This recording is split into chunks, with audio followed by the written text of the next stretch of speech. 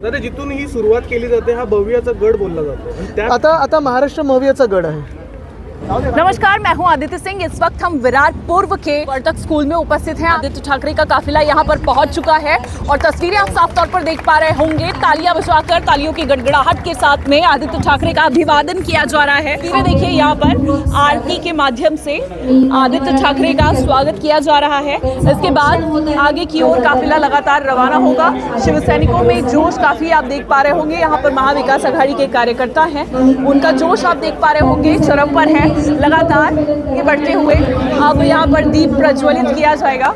इसके बाद दीप प्रज्वलन की प्रक्रिया के बाद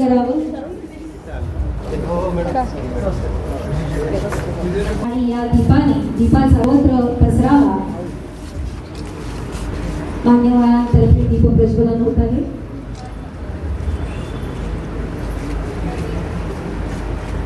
त्याचबरोबर माननीय आदित्य ठाकरे साहेबांना विनंती करते की त्यांनी माई साहेबांच्या अर्धपुतळ्यास पुष्पहार अर्पण करून आदरांजली वाहावी।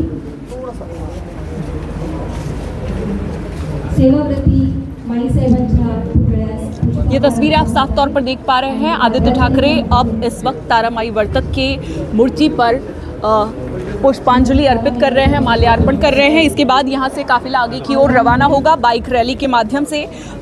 तारामाई वर्तक मेमोरियल एकेडमी से आगे की ओर बढ़ते हुए आदित्य ठाकरे का काफिला आगे की ओर बढ़ेगा साईं बाबा मंदिर की ओर। फिर उसके बाद हिल पार्क से मनवेलपाड़ा, मोरेगांव, नागिनदास, फिर दत्त मंदिर, तुलिंज रोड, राधा कृष्णा होटल, फिर उसके बाद संतोष भवन, यहाँ पर रैली का समापन होगा। तस्वीरें आप देख पा रहे होंगे, सभी लोग यहाँ पर मिलते जुलते हुए नजर आ रहे हैं।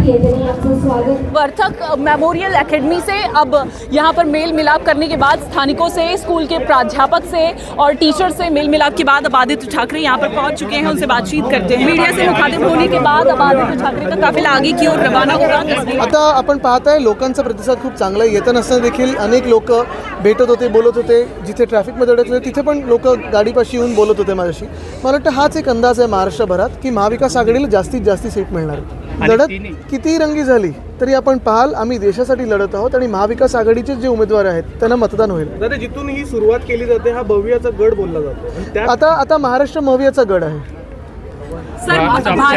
शरद पवार साहेबांनी आज जे मुख्यमंत्री बोलले की कोण आदित्य असा आपल्यावर एक प्रश्नचिन्ह निर्माण केलेलं आहे। मुख्यमंत्री चांगले निवडणूक त्याला सांगेल कोण आदित्य, हे निवडणूकच त्यांना सांगेल।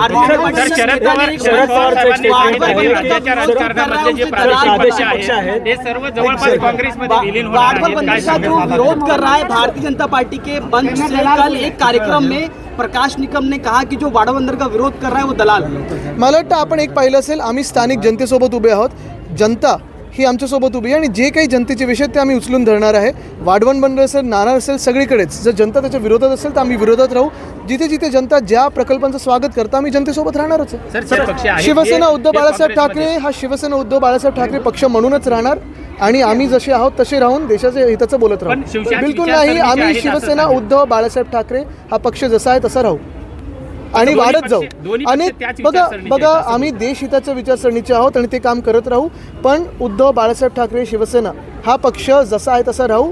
जे गेलेलं चिन्ह आहे, जे गेलेला पक्ष, ज्या चोरांनी पक्ष आमचा घेतलाय तो पक्ष आम्हाला परत सुप्रीम कोर्टाकडून मिळेल ही आशा आहे। पण आपण पाहत असाल जनतेचं प्रेम आणि देशभरात देखील शिवसेना उद्धव बाळासाहेब ठाकरे पक्ष म्हणूनच आम्ही जाऊ। मला वाटतं चंदा दो धंदा लो हा प्रकार जो आहे नुसतं एका गोष्टीबद्दल नाही तर देशभरात अनेक वेगवेगळे कॉन्ट्रॅक्टसाठी आपण पाहिलेलं आहे। मुख्य गोष्ट हीच आहे की इलेक्ट्रोल बॉन्डचा जो स्कॅम आहे, जगातला कदाचित सर्वात मोठा स्कॅम हा देशासमोर आला आहे। तो एक स्कॅम आहे। दुसऱ्या बाजूला आपण पाहत असाल रेवण्णाचा जो राक्षस आहे तो देखील आज पळालेला आहे आणि केंद्र सरकार त्याला परत आणण्यासाठी काहीच करत नाही आहे। ही गोष्ट हीच आहे। आमच्या मंत्रिमंडळाच्या निर्णयामध्ये औरंगाबादचं नाव छत्रपती संभाजीनगर झालेलं, उस्मानाबादचं नाव धाराशिव झालेलं। पण हे सगळं होत असताना कुठेही दंगली घडल्या नाहीत, सगळ्यांना आम्ही सोबत घेऊन केलं। दुसरी गोष्ट अशी आहे, सर्वात महत्त्वाची आहे, हे मी सतत विषय हा घेत आलेलो आहे।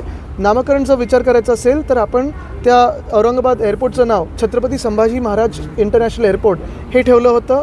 4 वर्षापूर्वी हा निर्णय घेतला होता विधानभवनात आणि केंद्र सरकारकडे पाठवलेला। केंद्र सरकारने याच्यावर काहीच केलेलं नाही आहे।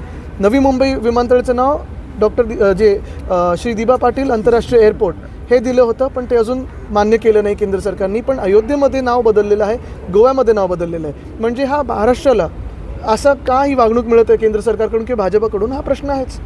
आपण महाराष्ट्राची जनता म्हणून हा विचार करायला पाहिजे की गेल्या 5 वर्षात हे मोठे नेते कुठे होते, आपल्या राज्यात का नाही आले. कोविडच्या काळात जेव्हा इथे महाविकास आघाडीचं सरकार होतं, आपण पाहिलं असेल हॉस्पिटल बांधण्यापासून ऑक्सिजन प्रोव्हाइड करण्यापर्यंत जेव्हा कोविडचं काम आपलं चालू होतं किंवा टोकतेसारखं वादळ येऊन गेलं, तेव्हा हे भाजपचे मोठे नेते देशात जे मंत्रिपदांवर वेगळ्या वेगळ्या गुजरातला गेले, तिथे 1,500 कोटीचं त्यांनी फंड दिला, महाराष्ट्राला 1 रुपया दिला नाही.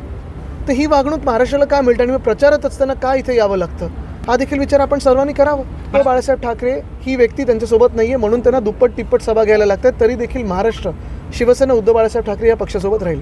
चोरांनी पवारसाहेब काय बोलले आहेत, उद्धवसाहेब काय बोलले आहेत, त्याच्यावर बोलण्याचे त्यांना काही अधिकार नाही आहे. हे लोक जे आहेत ते डरपोक होते म्हणून ते गुवाहाटी गोवाला वगैरह पळून गेले होते, त्यांना बोलण्याचा अधिकारच नहीं. तो ये थे आदित्य ठाकरे, जिनकी प्रतिक्रिया आपने साफ तौर पर सुनी. तमाम मुद्दों पर मुखर होकर बोलते हुए सामने आए आदित्य ठाकरे, कई सवालों पर बोले और जिस तरीके से भाजपा वाडवन बंदर पर कह रही है दलाल, इस पर भी खुलकर आदित्य ठाकरे ने प्रतिक्रिया दी है. देख सकते हैं तस्वीरें, यहाँ से ही इस गाड़ी से आगे की ओर आदित्य ठाकरे का काफिला रवाना होगा. बाइक से अब हिल पार्क होते हुए, मनवेल पाड़ा होते हुए, नागिनदास होते हुए, दत्त में बाद संतोष भवन होते हुए वहां पर इस रैली का समापन हो जाएगा.